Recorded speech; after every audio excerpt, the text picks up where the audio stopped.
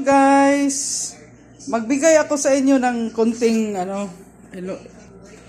Guys, magbigay ako ng konting tips kung ano yung mga add-on dapat nyong dalhin pag mag-travel kayo. Lalo na, alam naman natin na sa magka-quarantine tayo, di ba?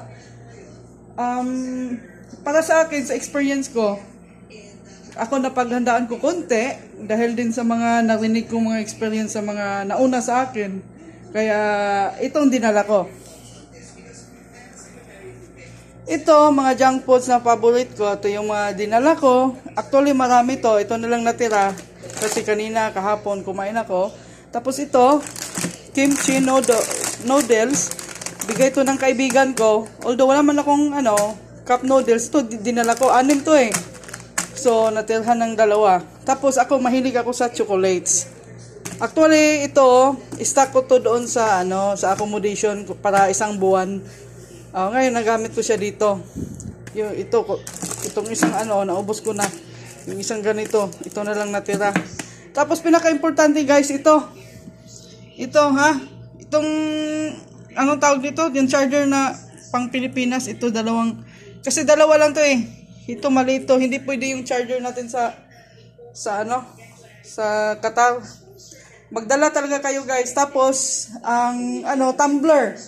Ito importante ito guys. Gamit na gamit to kaya ako nagdala ko eh. Gamit na gamit. Ayaw ko gumamit sa baso nila.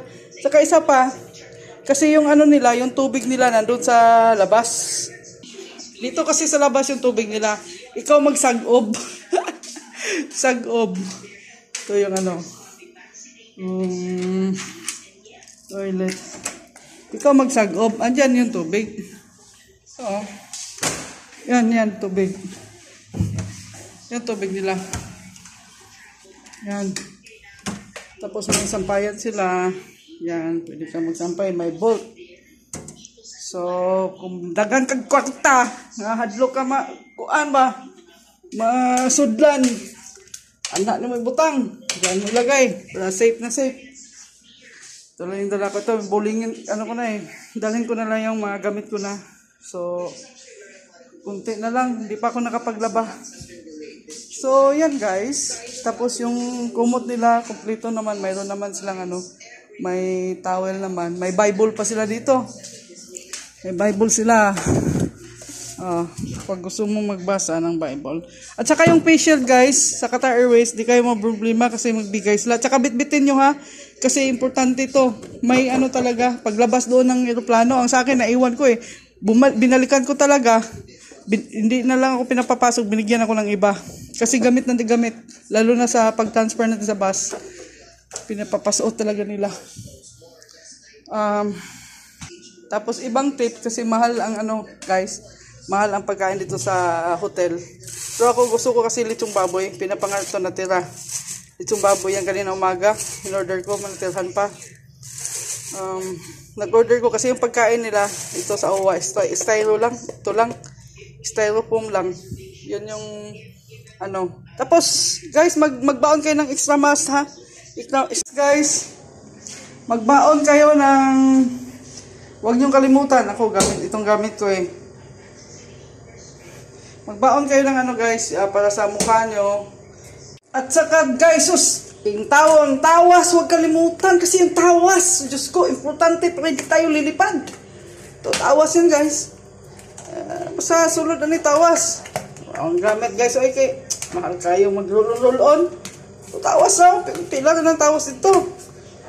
Ito yung ang lagayan, L'Oreal guys, hindi na L'Oreal guys. Hindi din siya pasilin, pero parang pasilin. Para pagkatapos maligo ilagay ko. Tapos sa mukha, suklay, huwag kalimutan kasi yung sabon nila dito guys, hindi pangit. Matigas sa katawan. Kaya ang ginawa ko, nagdala ko ng safeguard, yung sobra ko, tapos shampoo. Kasi yung shampoo nila, tigas.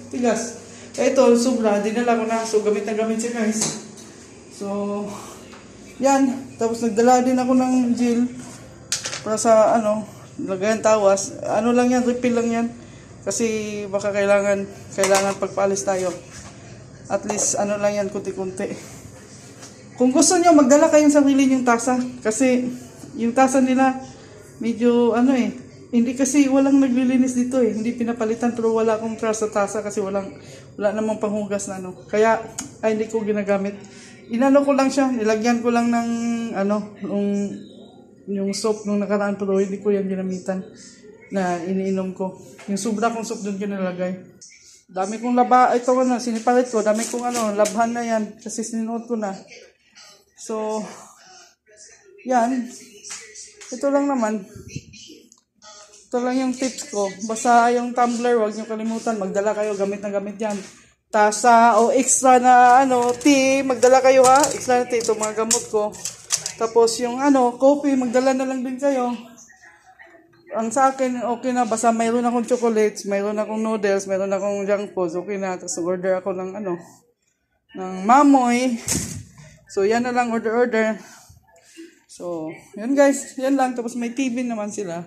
So, mag-enjoy ka din kahit ikaw lang mag-isa sa room. Tapos pwede ka naman makalabas. Guys. So, actually, pag lalabas ka dito, kitang-kita yung yung Marco Polo Hotel sa Cebu. So, iwan ko lang ngayon na try natin ha. Try natin.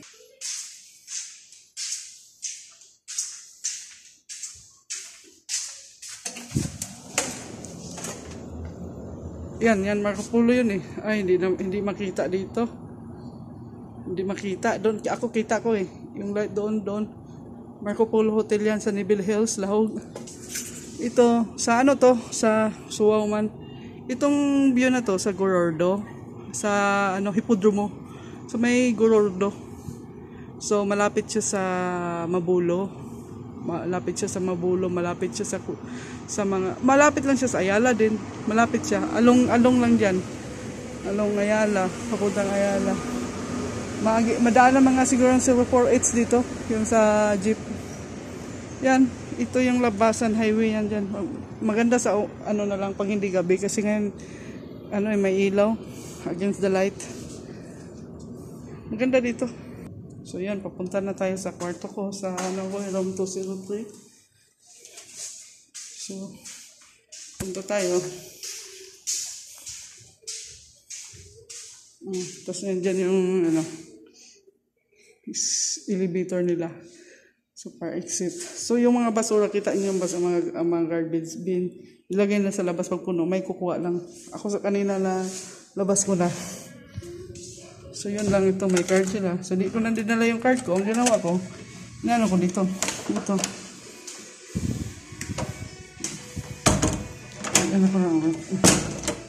Yan. Tapos may double lock pa. Kung takot niya mapasukan. Yan. See? Maganda to. Gusto kong mabili ng ganito. Maganda siya, oh. No? Yan, guys. Tapos pwede ka mag-exercise dito kasi ang linis ng binilo. Pwede ka mag-exercise dito. Kaso lang, kaya ako nagdala ko pang jumping rope, eh. Kaso lang, di pa ako di pa ako na-exercise kasi punay-panay kain. To, mayroon din siyang pag sa araw kita to, mayroon ding glass window to. Ito glass window. So makita mo kabilang building. So yun lang tips ko guys na para sa akin na importante na dalhin yung extra kung gusto nyo.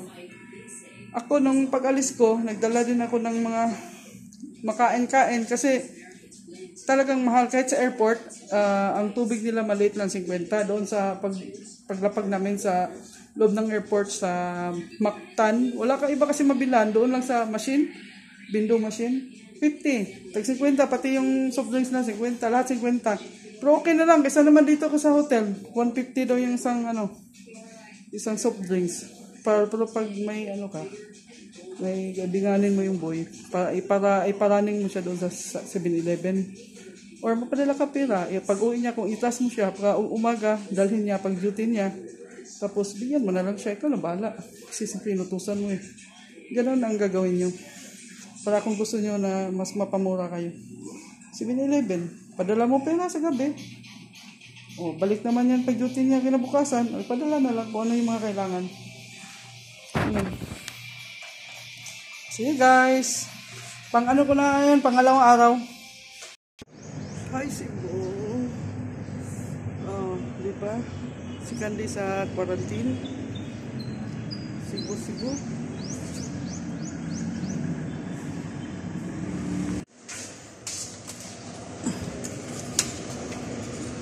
Yan po.